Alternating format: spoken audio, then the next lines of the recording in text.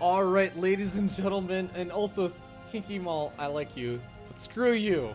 The Fear Dragon emote is not going to be like a mute icon. Alright, as useful as that would be, no. We're going to be jumping into game number 1 between these two players in the winner's bracket as we spawn up here in the top left-hand corner of the map. The red Terran player representing Team Exile 5. Give it up for RunaMoK. And his opponent spawning down here in the bottom left-hand corner of the map, we have the teal Zerg player representing Silicon Esports. Give it up for NXZ. I always like the name Silicon Esports because I grew up in Silicon Valley in California. It's always been a little bit of a nostalgic name for me. Just makes me think of technology and, I don't know, the Bay Area. Go NorCal.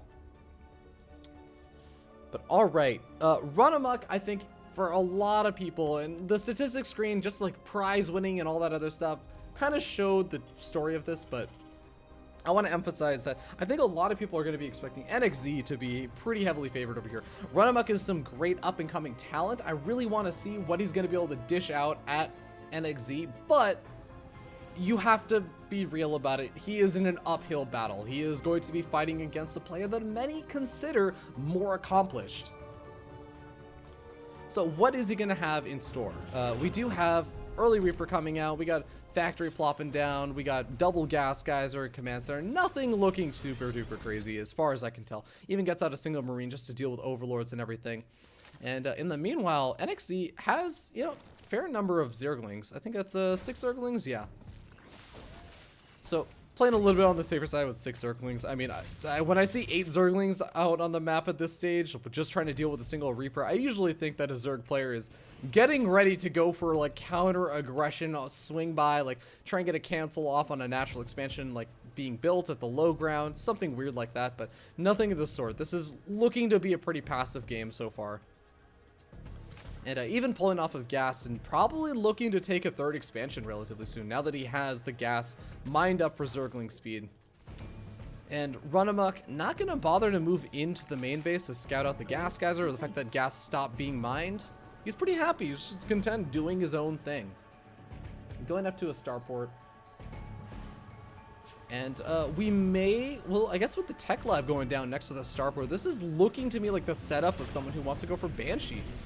And we have another tech lab being built specifically for the barracks, but this could also be for a Liberator harassment. Liberator harassment is definitely very, very nice to do on this map as Starport goes ahead and lands. And do we have a Liberator or do we have a Banshee? We got Viking. All right, well, okay, screw you, Fear Dragon.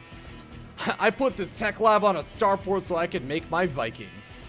Sort of an interesting decision, but RunaMoK is probably more experienced with Terran than I am, so I'm going to trust him on it. Regardless, we have RunaMoK now coming on in the Hellions and the Reaper. Going to be able to get a scout off, and again, this is a really, really nice thing about Dust Towers. You can always try and get the creep spread contained to this little area as long as you keep your Reaper and your Hellions alive, and I think this is one of the reasons why I end up seeing a lot of different Terran players end up going for the Hellion openings on this map. But here we go. We got the Polt Viking coming out over here. Gonna be able to get that first snipe off on the Overlord. Second Overlord gonna get found out very, very soon and shut down a bit of that vision on when the 3rd expansion goes down, etc. Although, I guess 3rd expansion has already been scouted. But a lot of Zerglings out for NXZ. That is a very, very large number of Zerglings. NXZ sitting on just 36 drones and made this many Zerglings. This is looking to try and get a cancel on a 3rd or maybe bust on in, but the Hellions do get surrounded and they are going to be able to, I think that they should be able to escape if they continue to run. Oh no, they're going to corner themselves. And even though they managed to do a lot of damage to these Zerglings, the 3rd Zergling count is really whittled away. 22 Zerglings going down in exchange for the 6 Hellions that are going to be falling. Well, no, just 5 Hellions that end up falling, but also get a scout up on that Liberator. That was, I don't know if that was that much damage that NXZ wanted to do. A lot of these Banelings being made though, and we got a lot of Zerglings over here. Continuous production of more Zerglings and Banelings. Oh, NXZ, he's looking for the big Baneling bust, and I'm not sure if RunaMoK has realized this. A lot of the Zerglings may have been a big reveal. He repositioned some of his buildings.